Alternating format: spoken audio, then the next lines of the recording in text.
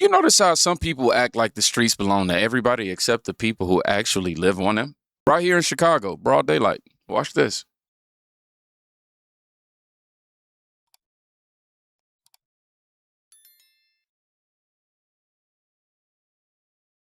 This was a football sports commentator situation right now. Boy, that is not a flag on a play.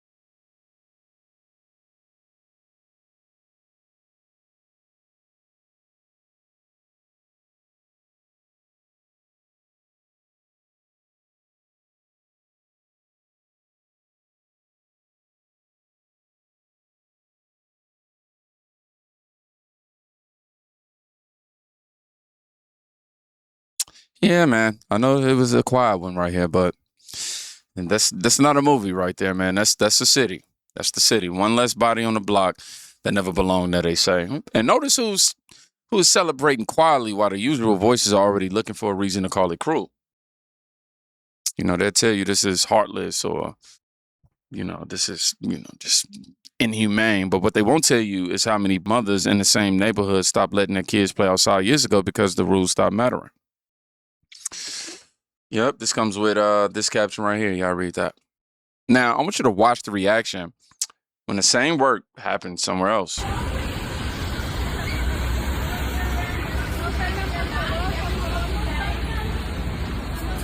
Record them, record them, record them, record them. We need more eyes. They were just sitting here. They're sitting here. Grábenlo, por favor, grábenlo. Necesitamos más ojos, record them. This isn't right. This isn't right anymore. We can't live like this no more. We're not animals. No somos animales. No nos pueden seguir castrando. Grábenlo. Go on live. Go on Facebook Live if you want to. Record them. Record them. This isn't right. This isn't right. They're just people. Son personas. They're humans. They're not animals. We can't keep letting this happen. The fuck is wrong with all of you? This isn't right. Record them. Grábenlos. Esto no está bien. Esto es una injusticia humana. Ya no somos animales. Don, ¿cómo se llama? ¿Cómo se llama? ¿Paulina? Don Ricardo, ¿hay alguien que le podemos llamar? ¿Tiene alguien que le podemos llamar? Stepping back, stepping back, stepping back, stepping back.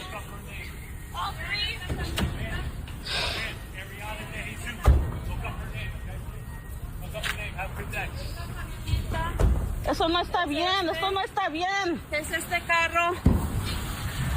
Hasta con trocas bien lujosas andan estos animales para aplastar a nuestra gente. Esto no está bien. Move away from my vehicle. Shit, suck my dick. And I'm an American. Straight up. Born and raised for 59 years. Now suck my motherfucking dick. And my boy chose violence. We're not animals. Interesting choice of words. Nobody called them animals. They just got treated like people who broke the law. The same law that used to mean something before it became optional based on zip codes and politics. It's funny how the volume only goes up when the consequences finally arrive. Weird, man. And this is what happens when the consequences stay soft for too long. An illegal immigrant is charged with killing a 68-year-old retiree in California. Police say Todd Stewart was stabbed to death on the front lawn of his home in the Bay Area. The accused killer was released from jail one day before this horrifying attack. Senior national correspondent William Lajeunesse has more. Hi, William. Well, Martha, four things make this an unbelievable case. One, the suspect's illegal status. Two, he had at least two priors and yet was released twice by the courts. Three, police had caught this guy using the automated license plate reader that so many police critics want to ban because they might be used to expose illegal immigrants. And finally, had this not happened in a sanctuary state, ICE could have detained him and the murder never happened. Now, the warning, this video is a little graphic. Last week near San Francisco, a 36-year-old from Venezuela, unprovoked, attacks a 60-year-old man working in his garage and allegedly stabs him to death. The murder happens a day after he was released from jail on his own recognizance for, get this, violating the terms of his prior arrest. So actually the courts released him twice, despite what police say were two prior burglaries. Neighbors say 68-year-old Todd Stewart stopped what would have been a third burglary when Marcos Arate Valdez allegedly killed him. There was some yelling going on from what I understand from the neighbors, and then apparently it looks like he chased the man out of the garage, and then he was stabbed in front of Ryan's house. DHS releasing this statement on X. This Venezuelan illegal alien stabbed a father to death in Sanctuary, California.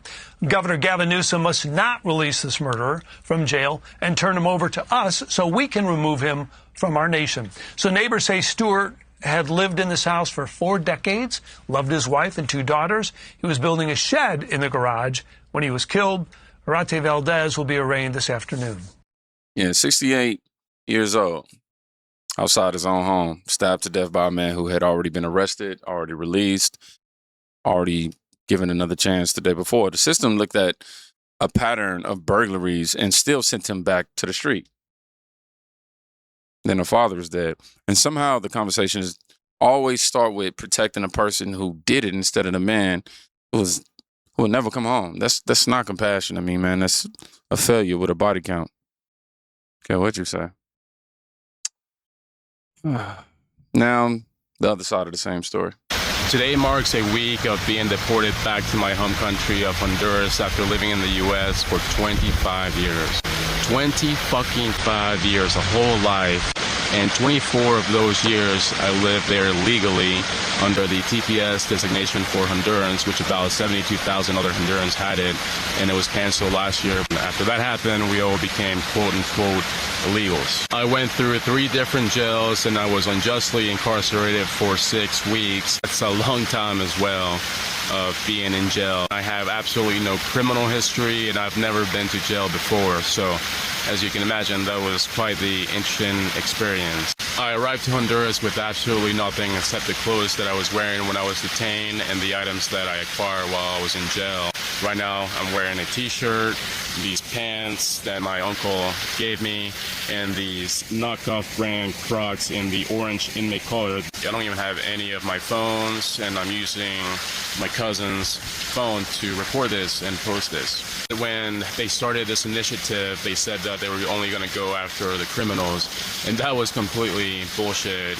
I knew that back then, and I'm living proof that that's the case. Well, I moved to the U.S. when I was 10 years old. I went to middle school, high school, college. I got a bachelor's degree in business administration with a finance concentration, and I worked in finance for about 10 years before starting my business 2 years ago. I was a contributing member of society who paid taxes. I was a respected member of my community, and again, I had absolutely no criminal background. In fact, I would say that 90% of the people that I was detained with also didn't have any criminal background. From my personal experience and from my perspective, this was driven by racism. And there's absolutely no room for racism in this world. To me, racism is a mental virus that can be cured. And it can be cured because it is learned behavior. We're not born with it. And anything that is learned can be unlearned. It is also cured by spreading love over hate. And it starts by having conversations like this, right? By putting the spotlight on the issue and not being afraid to talk about it. We need to talk about it. Moving forward with this content creation account, I'm going to be sharing my story in more detail. I'm going to share other people's stories. I'm going to share what life was like in jail. And I'm also just going to share what my new life is like back here in Honduras. And right now, I am at my uncle's property, which is really beautiful. And I'm very blessed to have a lot of family still here that have been very very supportive and received me with arms wide open. If this topic interests you, if you want to learn more about my story, and if you want to join the fight against racism to help stop this madness, then I invite you to become my internet friend. I will happily welcome you. Take care, and I will see you on the next video. Cheers. Okay. 24 years, clean record, business, taxes. Came as a child under a temporary status that was never meant to be permanent. Then one day the temporary part got enforced. People will ask if you feel sorry. I feel the weight of it, but I also feel the weight of every citizen who followed the longer, harder path and still got told they were the problem for wanting the rules to mean something. Temporary was never a promise of forever. Pretending it was is how you break the whole system. And some of them don't even pretend. Seriously.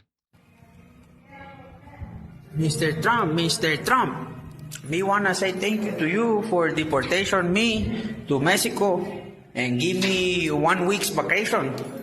My boss never give me. Thank you for deportation me back to my country. 1 week I be back in US. Okay? 1 week I be back. My buddies over here,